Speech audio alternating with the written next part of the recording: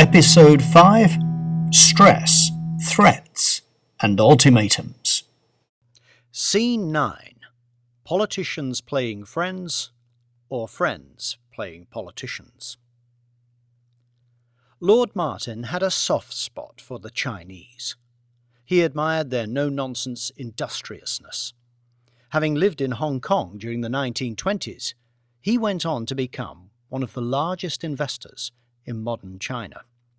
But he despised communism, and he feared Li was gambling the future of his people against his desire for self-glorification.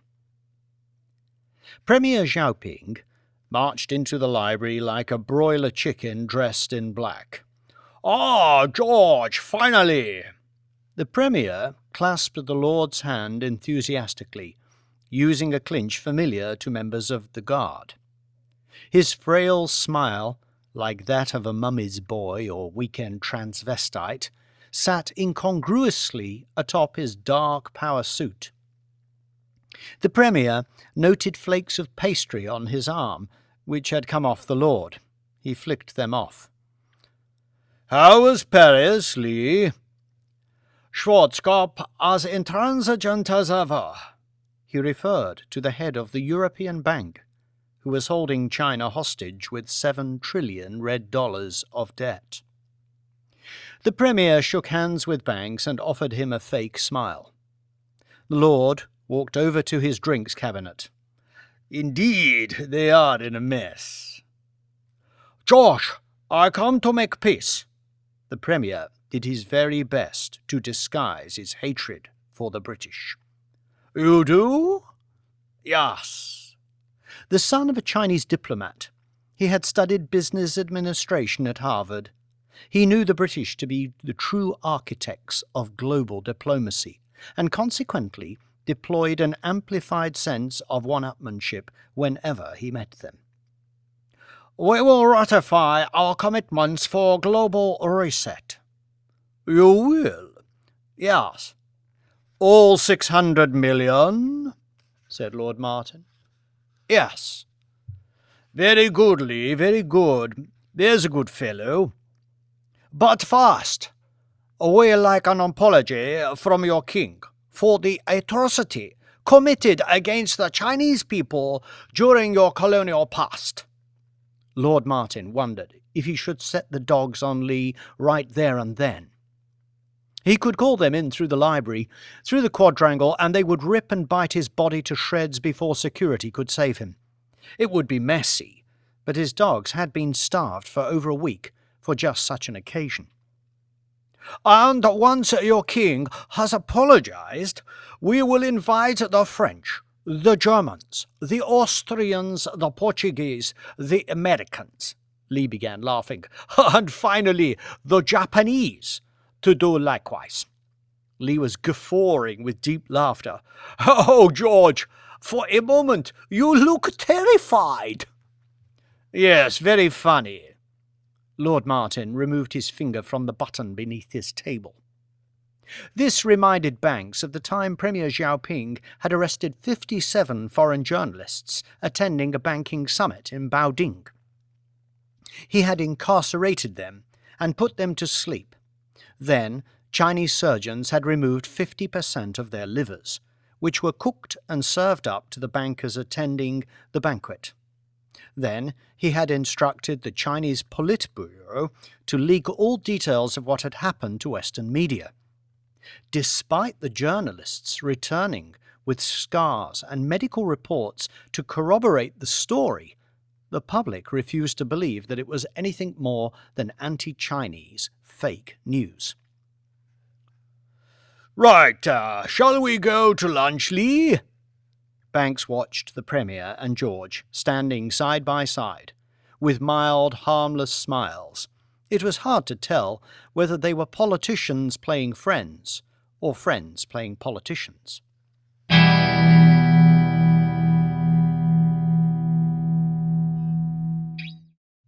Scene 10.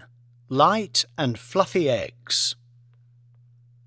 The three men made their way into the dining hall, where a large banquet had been arranged in honour of the Premier's visit. Lady Elizabeth had been preparing the seating arrangements for the banquet all morning. Banks was sat next to Lady Elizabeth, who sat next to Premier Xiaoping, who sat next to Premier's wife Sue, who sat next to Lord Martin. Waiters were serving an entree of scrambled eggs. "There, ma'am." Waiter slid a silver plate in front of Lady Elizabeth. She poked at it with her fork, then tried a mouthful. "What is this?" Lady Elizabeth pointed at her dish with her fork. "Your eggs, ma'am." "I asked for light and fluffy." "Yes, ma'am." "This is not light and fluffy. I asked for my eggs to be done light and fluffy. Is it too much to ask you to do an egg light and fluffy? You call this light and fluffy? How long did you cook it for?" "My apologies, ma'am. I shall ask Chef." "Did you scramble it for too long? Have you any training? I mean, honestly." "Now, darling," Lord Martin attempted to placate her. "We have spent an absolute fortune on catering, and they can't produce a light and fluffy egg. You, take this back and make it light and fluffy. This is firm, and I did not ask for firm. I do not like my eggs al dente." She sobbed. "Darling, am I being unreasonable, darling?" "No, you're not, darling." By now the Premier's wife Sue was looking uncomfortable and began playing with her napkin. But Lady Elizabeth hadn't finished.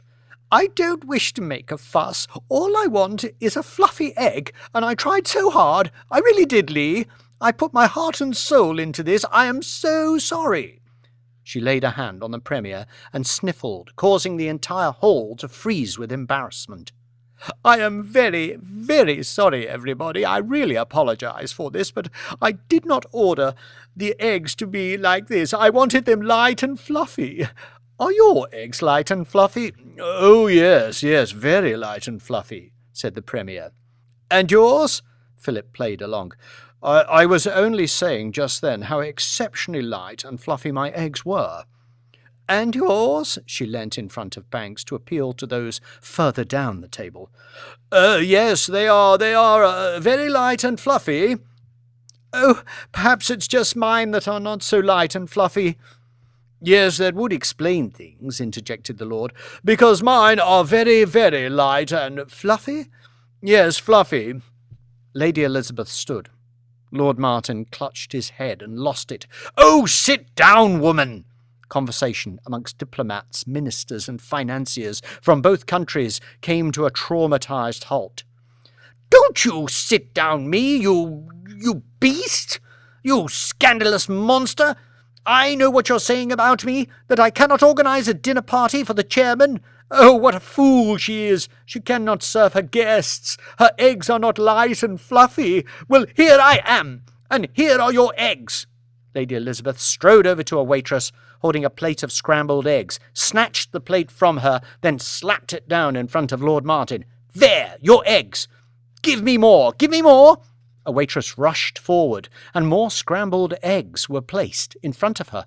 But in her rush, she tripped and spilt the eggs and plate onto the floor. The waitress's face took on an expression of Edward Munch's scream. "Right!" Lady Elizabeth marched over to the waitress and yanked on her ear. "You wretched idiot!" She marched her out of the dining hall. Downstairs in the kitchens, chefs and waiting staff stood looking at Lady Elizabeth as she dragged the waitress in by her ear. She stood alongside a large aluminium rubbish bin, which was about 1 metre tall. Lady Elizabeth peered into the bin, while 20 or so staff around her anticipated the worst. "You, what is in there?" Chef rattled off the answer. "Waste, ma'am. Uneaten food from the banquet. Vegetable peelings. Meat scraps. Unused soup broth. Cooking oil, ma'am." "Right, get in." Waitress looked alarmed. She glanced nervously around the room, hoping to catch someone's eye, but they all avoided hers. "Ma'am, it's too high. Chair!" The sous chef scrambled to push a chair next to the tall round bin, which the waitress stared at. "Get in, then," ordered Lady Elizabeth. Close to tears, the waitress raised her skirt and stepped onto the chair. She looked down into the bin. It was a brown quicksand of uneaten food and scraps. "Spill things in my kitchen room, would you? In you go!" The waitress could not believe what she was being asked to do. She implored head chef for help. His arms were folded and eyes fixed firmly at his feet. There was not an ounce of resistance coming from anyone in the room. "In!" screamed Lady Elizabeth. The girl lifted her dress and stepped in with one foot. The noise of her legs sinking through the food made splutters and farts. She began to sob noisily as she brought her second leg into the bin. Once standing in the bin, Lady Elizabeth picked up the metal lid to the bin and held it at her side. "Down!" The waitress, who was by now blabbering openly, crouched into the bin until her head was just below the top. Lady Elizabeth spotted a jug of milk on the side and picked it up. "Teach you to make a scene in my dining room!" She emptied the milk over the waitress's head. It splashed in all directions. Lady Elizabeth placed the lid on top of the bin, enclosing the waitress inside. "Anyone removes this lid will join her." She looked around the kitchen. "Get on with it, then!" All 20 or so staff went about their duties with feigned industriousness as Lady Elizabeth strode from the kitchen. As she charged towards the dining hall, she felt vindicated. She hadn't made a fuss, but was surrounded by gross incompetence. She shuddered to think of the idiotic people who surrounded her. Meanwhile, back in the kitchen, head of chef had had the 40-litre cauldron of French onion soup taken off the hob and placed onto the floor. With all the sous chefs standing round it, he gave the order and they lowered their flies and relieved themselves into the soup. Urine splashed into the middle of the steaming liquid. Head chef was last to stop unburdening himself, having consumed copious amounts of water earlier. Once they had waggled themselves free of all drippings, they zipped up their flies and lifted the bowl back onto the stove. "Serve her up!"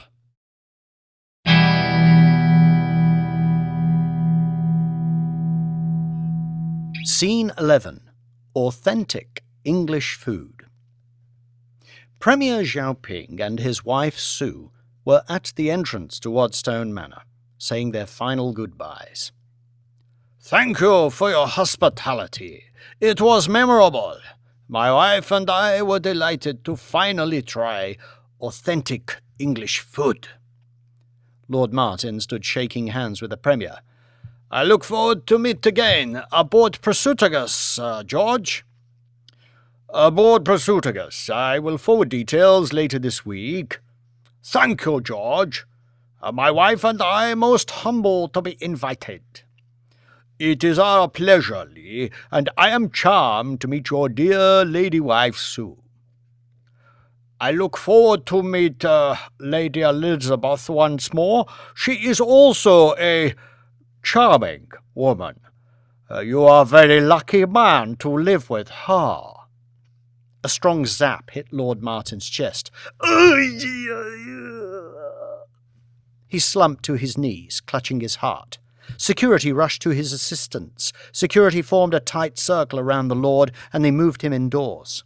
Searing pain clutched at the Lord's chest, and as he took a last look at his surroundings, he saw the Premier's round face, and a surge of blood rose up his spine, and he blacked out. Hours later, a female staff member approached Lady Elizabeth. "Ma'am, what is it?" "It's Julia, ma'am." "Julia?" "She's still in the bin, ma'am." "And?" "Would it be all right if—" "No, she may not. Leave her in there tonight. Perhaps she will learn to be more careful." Lady Elizabeth went straight down to the kitchens to confront head chef. She found him and 3 sous chefs tidying up the kitchen, and no sight of Julia in the bin. "You soiled my soup again, didn't you?" "No, ma'am." "Don't lie to me. Into the bin." "I beg your pardon, ma'am." "Into the bin." Head chef considered his options. It was a career-defining moment. He climbed into the bin, and Lady Elizabeth placed the lid on top of him. "You may apologize to me in the morning." She turned and left the kitchen.